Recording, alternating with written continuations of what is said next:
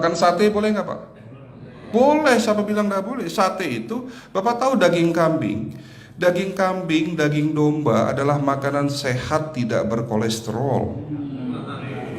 Yang kolesterol itu lemaknya Pak. Tapi kalau Bapak makan daging murni, dagingnya tok, ya sehat Pak. Yang nggak boleh itu santannya. Jadi makan gulai itu jangan, kalau gulai sate aja udah. Ya, ataupun dibuat apalah, dibuat empal. Ya. Oke, itu yang pertama. Yang kedua, tolong catat. Jangan tidur larut malam, Pak. Batasan tidur jam berapa, Pak? Jam 11 paling telat. Jadi jam 10 harus sudah tidur. Kenapa? Apa penjelasan medisnya? Orang yang tidur di atas jam 11 akan terganggu fungsi livernya, Pak. Di mana liver kita ini fungsinya banyak. Ya, ada 500 fungsi liver loh, Pak. Fungsi jantung ada berapa, Pak? Fungsi jantung satu. Fungsi jantung tugasnya untuk mompa darah. Fungsi ginjal ada berapa? Dua. Absorpsi dan filtrasi. Fungsi liver 500 fungsi. Jadi organ yang paling berat dalam tubuh kita kerjanya adalah liver. Liver akan rusak manakala kalau kita tidur di atas jam 11 malam. Berarti 500 fungsi liver bisa rusak, Pak. Ini salah satu penyebab diabetes. Bukan hanya kerusakan pankreas, tapi rusaknya liver bisa jadi penyakit diabetes, Pak. Jadi kalau sakit diabetes itu yang terganggu itu sebetulnya bukan hanya pankreasnya, livernya pun rusak, ususnya pun rusak. Makanya dalam pengobatan diabetes di klinik kami itu bukan hanya ngobatin pankreas, tapi 3 organ penting ini saya obati: usus, liver, dan pankreas. Kebanyakan kenapa kalau dalam pengobatan tradisional mereka taunya diabetes itu hanya pankreas, ya kan? Tapi di sini dalam pengobatan holistik, orang yang kena liver itu 3 organ ini pasti rusak: usus, liver, dan pankreas. Salah satu penyebab dari kerusakan liver akibat kebiasaan tidur larut malam. Jadi salah satu penyebab diabetes pun bisa karena tidur larut malam. Ya, batasan tidur jam berapa? Sekali lagi, jam 11 harus sudah tidur pulas. Jadi jam 10, setengah 11 paling lambat kita harus tidur pulas. Nanti setelah jam 1 boleh bangun. Yang penting jam 11 sampai jam 1 ini harus tidur pulas. Jadi kalau Bapak mau sholat tahajud jam 2, setengah 3 ya monggo. Ya. Oke, itu yang kedua. Yang ketiga, air putih, Pak, dijaga 2 liter sehari. Bagaimana cara minumnya yang baik? Rasulullah sudah ngajarin kita ada 6 sunnah. Harus duduk, pakai tangan kanan, seteguk demi seteguk, membaca basmalah di saat minum, diakhiri dengan alhamdulillah, kan begitu. Ya, pagi hari minum 1 gelas, bangun tidur sebelum sholat subuh. Setelah sholat subuh boleh teh, tapi juga dibilas dengan 1 gelas air putih. Sebelum mandi nanti, Pak, minum air hangat. Kalau Bapak mandinya pakai air dingin boleh, tapi sebelum mandi minum air hangat biar tubuh kita ini jangan terlalu dingin di saat kita kena air dingin. Sampai maghrib pastikan 2 liter sudah masuk dalam tubuh kita.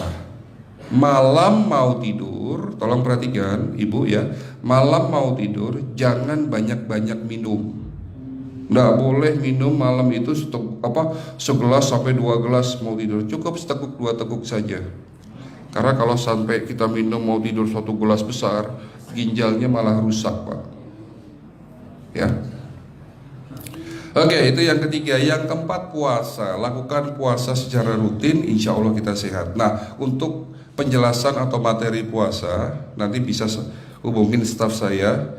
Nanti di bulan Ramadan tahun ini, kalau memang masih ada slot 1 sampai hari ke-20, saya bisa mengisi manasik kesehatan yang berkaitan dengan manfaat puasa untuk kesehatan. Insya Allah kalau memang masih ada slot waktunya, karena kita di bulan Ramadan hanya 20 hari kita mengisi manasik. Ya, oke, itu yang keempat.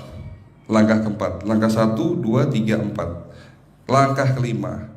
Nah, sebelum saya menjawab yang kelima, saya ingin membacakan sebuah sabda Rasulullah.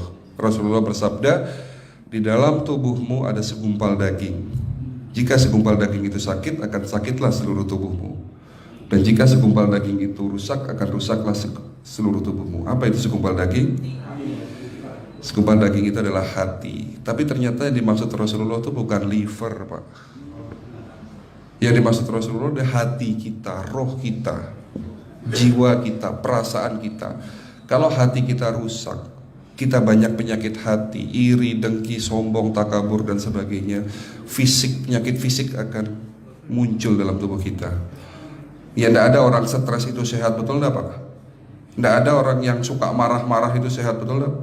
Bahkan Rasulullah menganjur senyum adalah ibadah. Senangkan orang lain, permudah urusan orang lain, insya Allah kita sehat. Ya, jadi itu langkah ke-5. Langkah 1 sampai langkah ke-5 sifatnya individual. Bapak bisa lakukan sendiri di rumah. Tapi langkah ke-6 ini butuh bantuan pihak dokter atau rumah sakit. Kira-kira langkah ke-6 apa, Pak? Lakukan pemeriksaan sebelum sakit. Jadi periksa itu jangan nunggu sakit baru periksa. Jangan seperti kayak Bu Ustazah tadi, diajak periksa, jawabannya takut ketahuan penyakitnya. Setelah stroke baru datang ke klinik untuk minta diperiksa. Kalau sudah stroke susah nggak nyembuhinnya, Pak? Kata kayak beliau nih, sudah 2 tahun tidak sembuh-sembuh karena sudah terlanjur stroke. Tapi kalau beliau melakukan general check up, mohon maaf ya Pak, kalau beliau melakukan general check up rutin, insya Allah tidak akan kena stroke karena sebelum stroke sudah diobati dulu. Karena stroke ini bisa kita lihat dalam scanning dengan alat yang saya punya, insya Allah kelihatan ini. Oh ini sudah mulai ada tanda-tanda mau penyumbatan, buru-buru diobati. Memang takut Pak, tapi pesan saya jangan takut. Ya, lakukan pemeriksaan supaya kita tahu, supaya kita kenal. Gitu ya Pak. Jadi kira-kira di jemaah ini ada enggak yang mau saya ajak periksa kita semua? Pesan terakhir dari saya, lakukan pemeriksaan sebelum terlambat. Ini pesan saya dan pesan seluruh dokter di dunia sebetulnya. Lakukan pemeriksaan sebelum terlambat. Ya, karena dengan kita melakukan pemeriksaan kita akan kenal tubuh kita. Kalau sudah kenal kita akan sayang sama tubuh kita. Betul Pak? Ada pepatah mengatakan tidak kenal tidak sayang. Cukup sekian dari saya. Mohon maaf kalau penyampaian kami kurang baik. Akhirul kalam, wabillahi taufiq wal hidayah. Wassalamualaikum warahmatullahi wabarakatuh.